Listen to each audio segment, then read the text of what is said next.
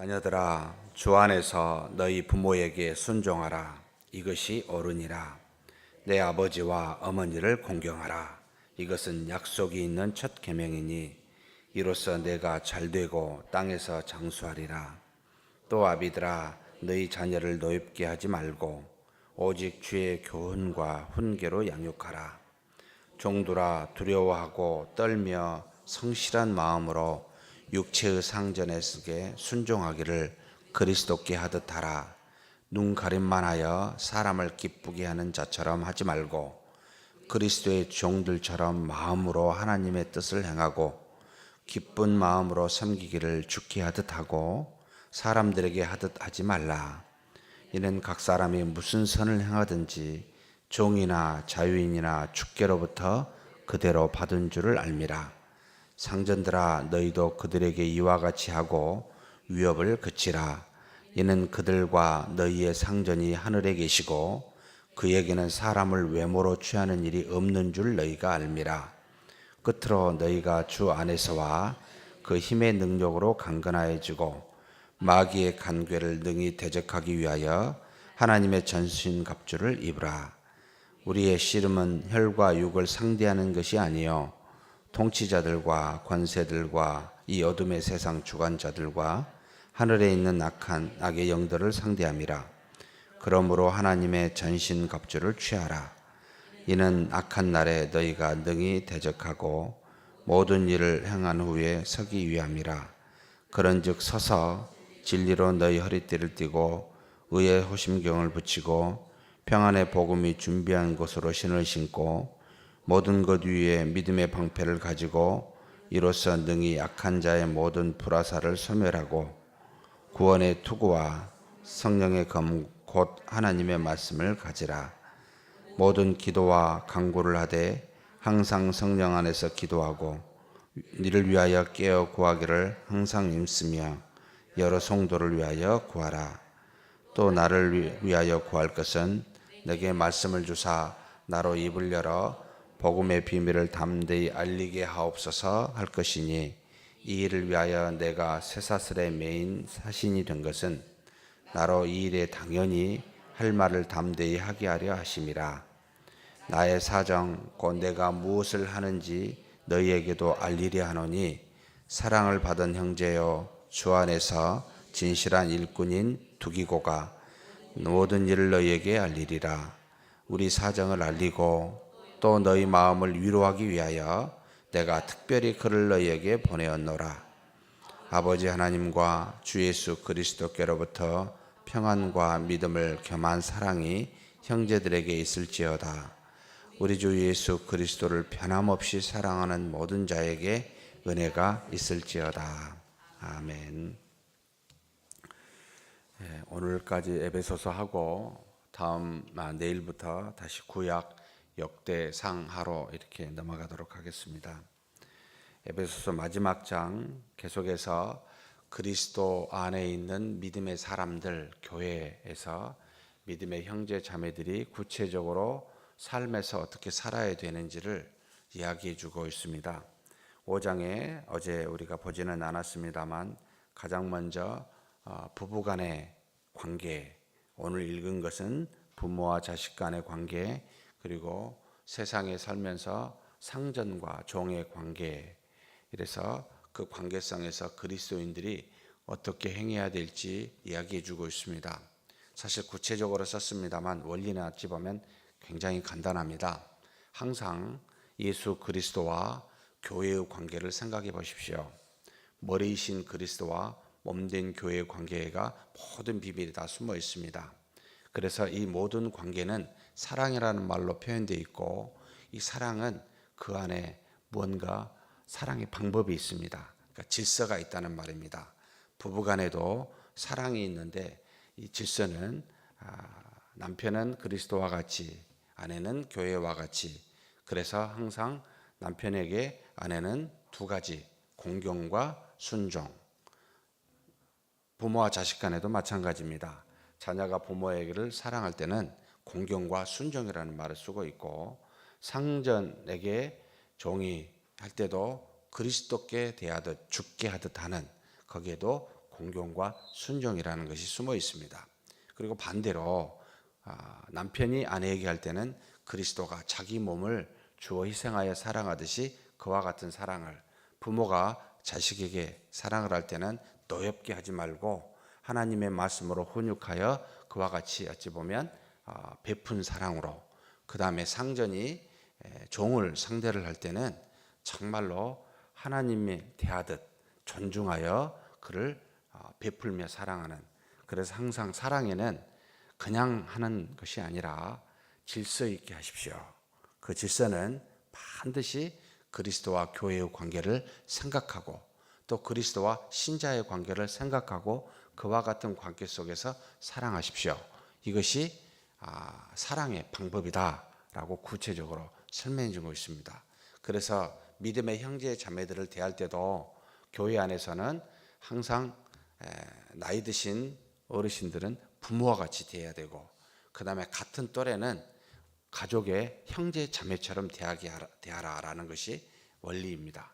그러니까 이 모든 원리는 항상 하늘의 것이 이 땅의 것에 꼭 이걸 기억해 보시면 굉장히 많은 유익이 되는데, 하나님이 보이지 않습니다. 근데 눈에 보이는 것에다가 무언가를 반영해 놨습니다. 그래서 가만히 눈에 보이는 것을 살펴보면 하나님이 이 땅에 주어진 진리들이 숨어 있습니다. 가정도 그와 같은 모습입니다. 이 땅에 있는 모든 관계도 그와 같은 모습입니다. 그래서 하나님이 창조하셨기 때문에 하나님이 가지고 계신 속성이나 신적인 능력이 숨어 있기 때문에 만물을 보시거든, 사람을 보시거든, 관계를 보시거든 반드시 그와 같은 것을 여러분 묵상하시게 되면 굉장히 도움이 됩니다. 그래서 여기 우리가 읽은 부모와 자녀, 여러분 부모는 자녀를 노엽게 하지 말고 말씀으로 양육하시고, 자녀된 우리들은 모든 일을 주 안에서 그리스도께 하듯 순종하고 공경하십시오. 이게 가르침입니다. 그래서 항상 여기에 이제 재밌는 그 말씀이고 굉장히 중요한 말씀 중에 하나가 8절입니다. 6장 8절에 상전과 종을 대할 때의 모습이지만 사실 모든 일에 적용이 되는 부분입니다. 이는 각 사람이 무슨 선을 행하든지 종이나 자유인이나 주께로부터 그대로 받은 줄을 알미라. 이 말씀이 그냥 넘어가면 안 되고요. 자, 주께로부터 받은 게 뭐죠? 각 사람이 무슨 선을 행하든지 종이나 자유인이나 상관없이 이 땅에 있는 모든 사람들은 주께로부터 그대로 받은 줄을 알미라. 무엇을 주께로부터 그대로 받았을까요? 여기 말한 무슨 선을 행하든지, 선은 곧 하나님으로부터 옵니다. 모든 선이 하나님으로부터 옵니다. 악은 누구로부터 올까요? 그것도 하나님으로부터요. 하나님이 다 준 거예요. 그러니까 선과 악을 다 하나님께 돌리는데, 악은 우리의 부패한 본성으로부터 나오고 모든 선은 하나님으로부터 나옵니다. 결국 앞에 말한 부부간에, 부모와 자식 간에 세상에서 어떤 상전, 어떤 주종의 관계는 모든 이 사랑은 누구로부터 왔다? 하나님으로부터 온 거라는 말입니다. 그래서 요한일서에 사랑을 보거든 무엇이 있습니까? 그게 곧 하나님이 있음을 알라는 겁니다. 하나님은 곧 사랑이시기 때문에 사랑하는 성도 여러분, 선은 전부가 다 하나님으로부터 옵니다. 그래서 저와 여러분이 선을 행하거든 이게 누가 준 거죠? 하나님이 주신 겁니다. 그러면 누가 한 겁니까? 내가 착해서가 아니고 하나님이 주셔서. 그래서 무슨 선한 일을 하거든 여러분 어떻게 말하는 게 좋습니까? 자부심을 가지는 것이 아니고 감사합니다. 나를 통해 하나님이 선을 보여주셨군요. 또 누군가의 선을 보거든 어떻게 하셔야 됩니까? 그 사람이 한 게 아니고 하나님이 주셨구나. 하나님이 하셨구나. 감사합니다. 그래서 우리는 의의 도구라고 표현합니다. 하나님이 우리를 통해서 하나님의 살아계심을 나타내기 때문에 의의 도구라. 그렇게 우리를 사용하십니다. 믿지 않는 사람에게 또 믿는 우리에게 하나님이 선을 주어서 우리로 하여금 하나님의 살아계심을 보입니다. 그러면 신자에게만 나타나는 건 아니지요. 믿지 않는 자들에게도 선이 나타납니다.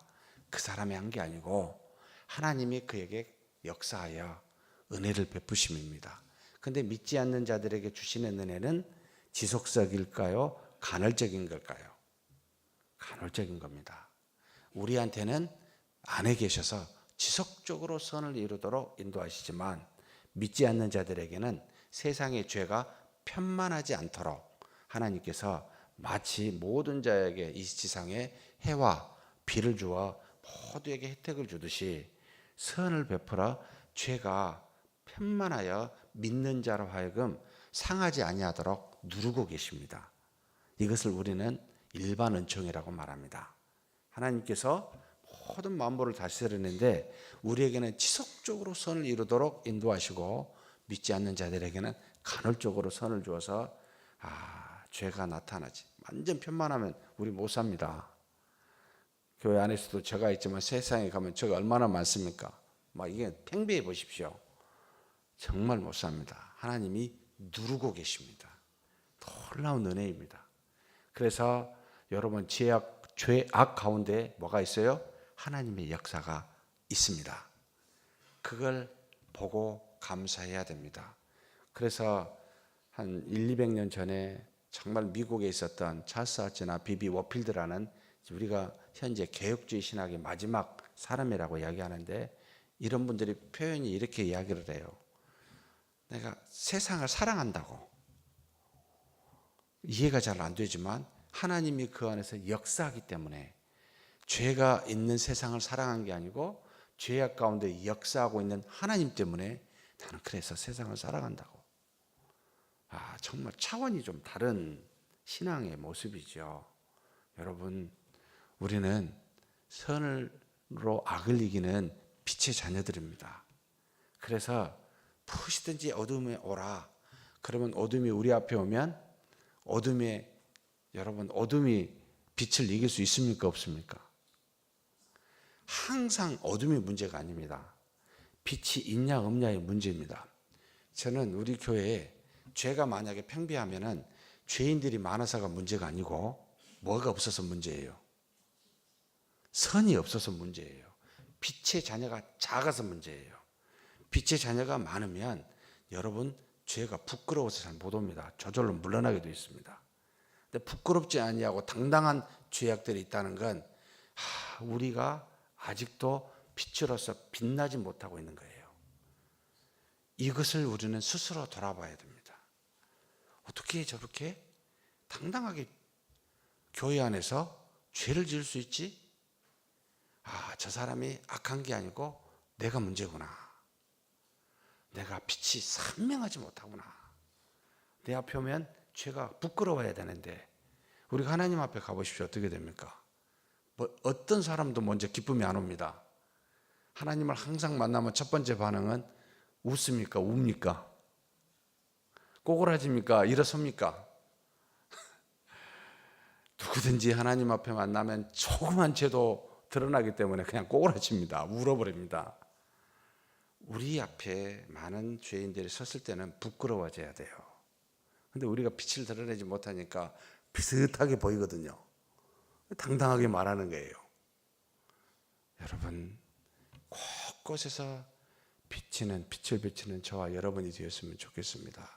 항상 선으로 당당하게, 뭐라 하든 선으로 당당하게, 때려도 선으로 당당하게, 무조건 선으로만 하나님의 뜻으로만 이겨야 됩니다. 그래서 그 밑에 마귀를 대적하는 싸움에 대해서 이야기하고 있습니다. 딱 단어는 전신갑주를 입어라, 취하라 이렇게 해놓고 두 가지로, 하나는 가지고 하나는 서라 라고 하는 두 가지 동사에 서 있습니다. 그게 뭡니까? 먼저 우리의 싸움은 누구의 싸움입니까? 여러분, 눈에 보이는 것들과의 싸움이 아닙니다. 눈에 보이는 것들을 주장하고 있는 그 어떤 원리들, 하나님과 상관없는 세상의 원리들과의 싸움입니다. 그래서 여기 세상 통치자들, 주관한 자들, 하늘에 있는 악한 영들이라고 표현되어 있습니다. 이런 것들의 주장을 받고 악은 보이는 사람들에 의해서, 이 보이는 사람들은 한마디로 아무것도 아니에요. 대리자들이에요. 뒤에 있는 원리들이 무섭습니다. 그래서 저는 교회에서 가장 무서운 원리는 가장 현재 이 땅에서 교회, 기독교의 적은 뭐라고 생각하는지 아십니까?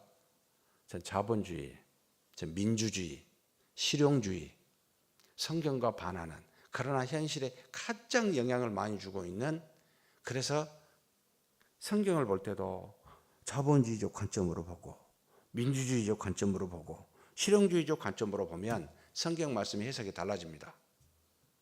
그것 없이 있는 마음 그대로 성경을 볼 수 있으면 너무나 감사하다. 근데 잘 안 됩니다. 갖고 있는 선입관을 가지고 안경을 쓰고 보니까 안경을 통해서 보면 성경이 성경대로 안 보입니다. 자기 나름대로의 자의적 해석을 하게 됩니다. 그래서 끊임없이 뒤에 항상 깨어 구하기를 힘쓰라라고, 모든 일에 기도하라고 이야기합니다. 그러면서 우리한테 가지시고 취하십시오. 하나님의 말씀을 가지십시오. 여기 쭉 나옵니다. 진리의 허리띠를 띠고 평안의 복음을 준비하고 믿음의 방패, 의의 호심경, 구원의 투구, 이것들을 가지라. 한마디로 표현하면 하나님의 말씀을 말합니다. 하나님의 말씀을 갖고 여러분 악의 원리들을 무찔러야 됩니다. 당당하게요. 그래서 저와 여러분이 무슨 이야기를 할 때 이렇게 물어보시고 이렇게 생각하셔야 됩니다. 저분의 말은 하나님의 뜻에 합당한가? 그리고 합당하다면 어떤 말씀과 기준되어 있는가? 저는 늘 그렇게 생각하고 듣습니다. 제가 말할 때도 과연 말씀에 맞는 이야기인가? 이 원리는 내가 찾을 수 있는 건가, 성경에? 그래서 거기 합당하다면 그래, 그건 하나님의 뜻이다. 아무리 생각해도 아니다 라고 할 때는 여러분 100%의 사람들이 그 이야기를 떠들어도 성경과 아니면은 아니라고 이야기해야 된다. 사랑하는 성도 여러분, 악한 영과의 싸움은 진리인 말씀으로만 이기고 승리할 수 있습니다. 그렇게 믿고 성경을 붙들며 기도하며 사는 저와 여러분이 되기를 주의 이름으로 축복합니다. 하나님 아버지 감사합니다. 세상의 모든 선은 하나님으로부터 왔습니다. 무슨 일을 하든지 선은 하나님께 왔은즉 감사하게 생각하게 하여 주옵소서. 그래서 우리 생각대로 우리 뜻대로 말과 행동을 하지 아니하고 무엇을 하든지 하나님의 뜻에 합당한지를 먼저 묻고 기도하며 나아가는 우리가 되게 하여 주시되, 사랑에는 질서가 있사오니 아버지 하나님, 정말로 남편은 아내를 그리스도가 교회를 대하듯 사랑하게 하시고, 또 아내는 남편을 교회가 그리스도를 대하듯 순종하고 공경하게 하시며, 자녀는 부모에게 그와 같이 공경과 순종을 하며, 또 부모는 자녀에게 노엽게 하지 아니하고 정말로 주께서 사랑하듯 보살핌으로 그렇게 자녀를 말씀과 하나님의 온전하신 그 뜻으로 양육하게 하여 주옵소서. 이 세상에 사는 우리가 세상의 악한 것들과 싸움은 눈에 보이는 것들이 아니온즉 오직 하나님의 말씀을 붙들고 기도하며 모든 악한 것들을 이기게 하여 주시옵소서. 그래서 하나님의 자녀로서, 빛의 자녀로서 이 땅에서 모든 어둠을 물리치는 우리의 삶이 되게 하여 주시옵소서. 감사하고 우리 주님 예수님의 이름으로 기도하옵나이다. 아멘.